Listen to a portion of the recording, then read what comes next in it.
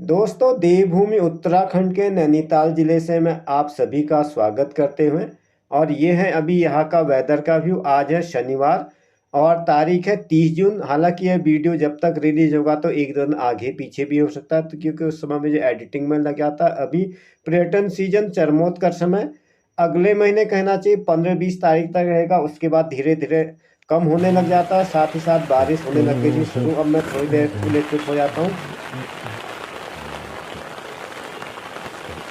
मैं इसीलिए चुप हो गया था कि बारिश अचानक शुरू हो गई थी और साथ में काम तो हो नहीं पाता। अब तो मैं टीवी देखने टीवी रूम में आ जाता हूँ इस तरह से। और काफ़ी तेज़ बारिश हो रही है इस समय। तो कल भी स्कूल से आते समय बारिश थी और सवेरे भी फिर बारिश आने लग गई थी। और ये है, इसको मैं एडिटिंग रूम भी कह सकता हूँ, लिविंग रूम भी कह सकता हूँ। सारा कुछ काम मेरा यहीं से होता है और इस तरह से इसके बाद मैं आ गया था बाहर। अभी भी बारिश पूरी रूप से रुकी नहीं हुई है, जिससे वजह से थोड़ा सा बाहर की साफ़ सफाई का काम पेंडिंग रह जाता है। खैर, जब बारिश पूरी रूप से रुक जाएगी। और ये था रात का व्यू शनिवार की शाम का। और उस समय से बादल लगने शुरू हो गए थे। सुबह ऐसी लगातार बारिश आ गई, साथ में साथ आधी तूफान भी आ रहा था। तो मौसम ठीक था। वापसी में काफ़ी सारी बारिश आने लग गई थी। और यह क्योंकि शनिवार और रविवार की यहाँ पर ऐसा होता है कि लोकल टैक्सी का संचालन नहीं होता है, तो इस वजह से मैं आ गया था पैदल घर की तरफ को। कि उस दिन जो जितनी टैक्सियाँ हैं नीम करौली महाराज जी के आश्रम की तरफ टूवर्ड्स डाइवर्ट कर दी जाती है। खैर, मेरे लिए प्लस पॉइंट होता भी है कि चलते हुए वीडियोग्राफी ज़्यादा अच्छी तरह से बन पाती है। और किसी के साथ अगर बैठा रहो तो मुझे बड़ा इनकम्फर्टेबल फील होता है। तो इस तरह से मैं आपसे बातें करते करते साथ ही व्यू दिखाते दिखाते अपने घर की तरफ आ रहा हूँ। इस तरह से बारिश अब लगने लगी है। इस वजह से तापमान में भी काफ़ी ज़्यादा गिरावट आई। जितना मतलब दिल्ली पर एसी चलाने पर ठंडा होता है, उतना यहाँ पर नॉर्मल ठंडा होने लगा। आमतौर पे 20-22 डिग्री सेंटीग्रेड दिखा है अभी की बात। और उसके बाद 5-10 डिग्री ऊपर नीचे भी आया था। अभी तो क्या है, इसके बाद मैं आ गया था ऊपर खेत की तरफ। हालाँकि जब मैं खेत में गया था मुझे पता चला ज़्यादा गहराई तक बारिश नहीं हुई है। घर के आस-पास लगता है अगर आप बंजर एरिया में देख सकते हैं तो। और ये है कुरमिला जो पेड़ों की जड़ों को खाता है। इसके बाद मैंने थोड़ा-सा कहना चाहिए एग्रीकल्चर का काम जितना भी as well as I can do कर ही लेना चाहिए था। जिसके हिसाब से मैनुअल लेबर भी ज़रूरी होता है मॉडर्न लाइफ़स्टाइल के हिसाब से। तो इस तरह से मैंने सब्बल से गड्ढा बनाया था और यहाँ पे देखो कितनी अभी खुशकी छाई हुई है। मुश्किल से मतलब एक हाथ में भी। और घर के आस-पास, शहरों के आस-पास पानी इकट्ठा हो जाता तो ऐसा लगता है कितनी जो बारिश हुई है। और सुबह आँगन में इतना पानी इकट्ठा हो गया था कि मुझे लगा था कि काफ़ी गहराई तक बारिश हुई थी। तो इस तरीके से मैंने अलग-अलग एंगल से इसको शूट आउट किया था और काफ़ी अच्छा व्यू दिखाई देता पहाड़ों में बारिश का। सारी चीज़ें धुल जाती है और कहना चाहिए जो गंदगी, धूल, मिट्टी वगैरह पूरी तरह से बैठ जाती है। हालाँकि इसका कुछ डिसएडवांटेज भी होता है, जो पेंट वगैरह है उसमें शैडो वगैरह आ जाते हैं। जब बारिश रुकती है तो इसको मैं सीक वाले झाड़ू से बिल्कुल अच्छी तरह से साफ कर लेता हूँ। Right now I am waiting for rain. जब भी बारिश रुक जाती है तो इस तरह से बादलों का व्यू इस तरह से दिखाई देता है शाम के समय में, बड़ा ही अच्छा। और इसके बाद हमने मँगाया था सामान, तो सामान हमारा नीचे ही डिग्गी तक आता है। उसके बाद तेल का पीपा इस तरह से हमें कैरी करना ही पड़ता है। पहाड़ों में होता है, घर के आगे किसी भी सुविधा नहीं आती है। और हम लोगों का बात है तब भी कम है। कई लोग तो इसी तरह से तेल के पीपे, आटे के बोरे, कहना चाहिए जो भी रोज़मर्रा की सामान है, कई लोगों का तो 1 डेढ़ किलोमीटर तक हो जाता है जहाँ पर कनेक्टिविटी नहीं होती। इसके बाद मैंने स्कूल से आते समय दुकान से ले लिया था थोड़ा पेंट्स और थोड़ा।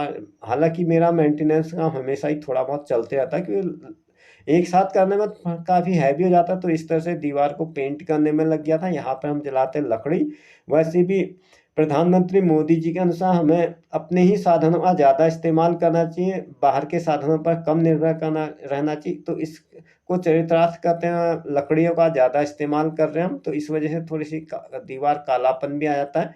और ये भी एक ज़रूरी है, everything is the part of our life. अगर हम मैनुअल लेबर नहीं करेंगे तो खाना नहीं पचेगा, उससे बीमारियों का खतरा भी बढ़ता है। तो उससे अच्छा है कि अपने आप को व्यस्त रखना हर किसी के लिए ज़रूरी होता है।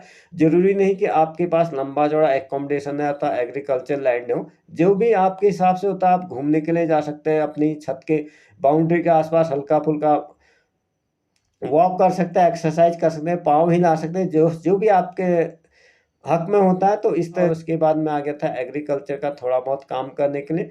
और यहाँ पर से गेठी साथ में मैं ले आया हूँ, ये लोहे की भालीनुमा आकृति जिसको हम लोग कहते हैं शब्बल। अब मैं थोड़ा थोड़ा वीडियो स्पीड बढ़ा देता हूँ। सारी चीज़ तो खैर क्या ही दिखानी, ताकि आपको ही बोरियत ना लगे। और उसके बाद ये शनिवार का ही था। शनिवार को मैं सामान लेते हुए पैदल ही पैदल आया था। हालाँकि ज़्यादा सामान नहीं था, बस ये पेंट का ही डिब्बा था जो मैंने क्लिप में दिखाया था, ये अभी लगभग पूरा-पूरा ख़त्म ही हो गया था। और इस वजह से थोड़ा-सा मौसम के बदलने से थोड़ा-सा पहाड़ों में ये होता है, असुविधा भी महसूस होती है। साथ ही साथ अगर बारिश लगातार आती है तो थोड़ा-सा हर चीज़ में फ़र्क पड़ जाता है, कहना चाहिए यातायात में। उसके बाद मैं यहाँ पर रुक गया था। I did not think proper, भीग-भाग के जाने से कोई फ़ायदा नहीं है। और ये है हमारे आस-पास का व्यू।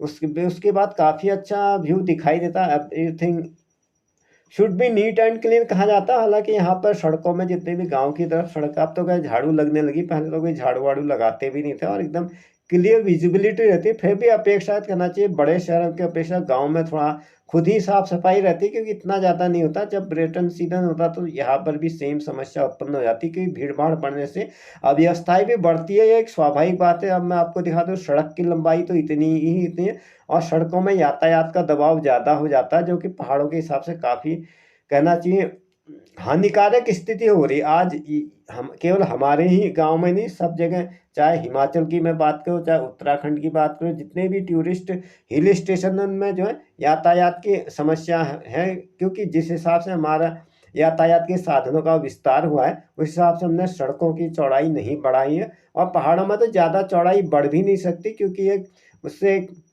वैश्विक स्तर पर असंतुलन स्थापित होता है। एक तो हरियाली कम होती है, दूसरा क्या होता है, पहाड़ों की संरचना कुछ अलग तरह की होती है। उसको एकदम हाईवे की तरह चकाचक लंबा-चौड़ा तो नहीं बना सकता। हालाँकि जहाँ पे बनाया जाता है, वहाँ पे बनाया भी जा सरकार के द्वारा 4 लेन तक का भी बनाया गया है।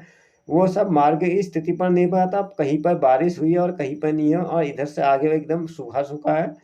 तो इस तरह से आपसे बातें करते-करते मैं आ गया था घर की तरफ को, साथ ही आपको नज़ारे दिखाते हुए। और यहाँ पर अब कहना चाहिए धीरे-धीरे मानसून का सीज़न शुरू हो जाएगा, और मानसून से पहले ही थोड़ा बरसात का पूर्व आवागमन हो चुका है। और ये बारिश पहले तो मुझे लग रहा था कई बार हमारे लोकल में भी हो जाती है। सपोज़ हमारे आस-पास काफ़ी सारे सरोवर हैं, भीम सरोवर, गरुड़ सरोवर, नौकुचिया ताल, सात ताल, इस तरह से नैनी झील। तो ये, लेकिन यह बारिश जो है पूरे, कहना चाहिए, भारतवर्ष में हो रही है। अभी मैं न्यूज़ देख रहा था अपने रूम पे ही बैठ के, राजस्थान में भी धूल भरी आँधी आ रही, दिल्ली और साथ में साथ उत्तर भारत के कई सारे हिस्सों में बरसात हुई है। बरसात के आने से एकदम से थोड़ा बहुत फ़र्क पड़ा है। बिजली की डिमांड पे फ़र्क पड़ जाता है। और जब हम सवेरे शाम को आ रहे थे तो इस तरह से व्यू था।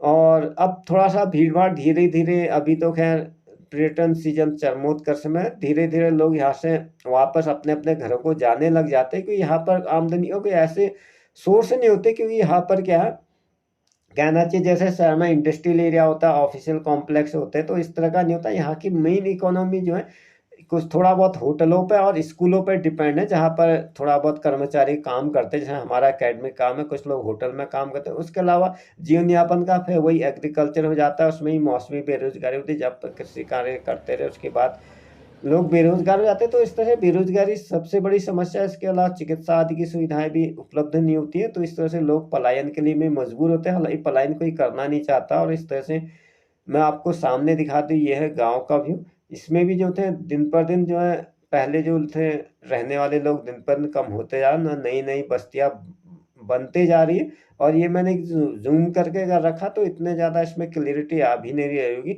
अभी आसमान एकदम बादलों से घिरा हुआ है। उसके बाद मैं आ गया था अपने घर के ऊपर वाली बाउंड्री तरफ, ज़्यादा दूर तो खैर जाना होता भी नहीं है। और मन भी नहीं करता, हमारे आस-पास इतना लंबा-चौड़ा कैंपस है, कहना चाहिए 1 डेढ़ किलोमीटर, तो उसके अलावा तो समय भी नहीं मिल पाता है। तो इस तरह से मैं अपने घर के ऊपर ही आ गया था। और ये है व्यू। इस तरह से चीड़ की पत्तियों को एक जगह हम लोग इकट्ठा करते हैं, कि फैली अवस्था में आग के फैलने की संभावना होती है। जैसे बिजली का सर्किट काम करता है, सर्किट का ब्रेक करने का तरीका होता है, पत्तियों को आप जगह-जगह पर ढेरी लगाते जाएँगे, तो उससे आग का पूरे एरिया में संचालन नहीं हो पाता है। तो इस तरह से यह चीड़ का पेड़ बड़ा ही अच्छा लगता है, हरियाली के आस-पास अपने को एक्सप्लोर करना। लेकिन कई बार ये चीड़ के पेड़ जो है, आग को फैलाने में भी एक अहम भूमिका अदा करते हैं। जैसे आपके घरों में एलपीजी गैस सिलेंडर है, कोई भी पेट्रोल, डीज़ल वाली चीज़ें, तो इसी तरह का पेड़ का भी व्यवहार होता है। इसमें लीसे से भरपूर सामग्री होती है। अगर थोड़ी-सी भी लापरवाही रही तो अग्नि इससे एकदम प्रज्वलित हो जाती है। पहले भी जब लालटेन बिजली का आविष्कार नहीं होता तो छिलका कहते थे, छिलके से ही रोशनी का इंतजाम होता था। इस पर मैंने ऑलरेडी डिटेल्ड वीडियो बना रखा है जिसको एज मोमबत्ती तरह जलते रहता है। तो अब शाम के समय में थोड़ा बहुत सुधार हुआ है। बारिश तो रुकी गई थी, सुबह तो लग रहा था कि बारिश रुकती है अथवा नहीं रुकती है, तो फिलहाल रुक गई थी। और यह है इवनिंग का भी। उसके बाद मैंने कर ली थी थोड़ी सी साफ़ सफाई, और साफ़ सफाई के बाद लुक इस तरह से दिखाई दे रहा है। तो इस वीडियो के माध्यम से मैं एक बार फिर से आप सभी का धन्यवाद देना चाहता हूं, जो भी आप लोग मुझे व्यूज़ देते हैं, कमिटमेंट देते हैं, मुझे अपना अमूल्य समय प्रदान करते हैं। हालांकि मेरा इतने रेगुलर वीडियोज रिलीज नहीं हो पाते हैं, और मेरा प्रोफाइल इस तरह का है भी नहीं कि रोज़ मैं कहीं आ सकूँ जा सकूँ। फिर भी जब भी मेरी आउटिंग होती है, सारी दिनचर्या को एज वीडियोज़ के फॉर्म में आपके और आप लोगों का काफ़ी अच्छा रिस्पॉन्स के साथ आज का एपिसोड यहीं पर समाप्त होता है। The same to same video is also available in my Facebook page, Dailymotion and Indian video sharing platform Atto। अगर आपने चैनल पर पहली बार विजिट किया है तो चैनल को सब्सक्राइब करें, वीडियो को लाइक करें, साथ ही इस वीडियो का लिंक अपने मित्रों के साथ शेयर करें। वीडियो में अंत तक बने रहने के लिए आप सभी का धन्यवाद। मिलते हैं अगले एपिसोड में, तब तक के लिए good bye and have a nice day. आपका दिन शुभ हो। जय हिंद, वंदे मातरम, जय देवभूमि उत्तराखंड।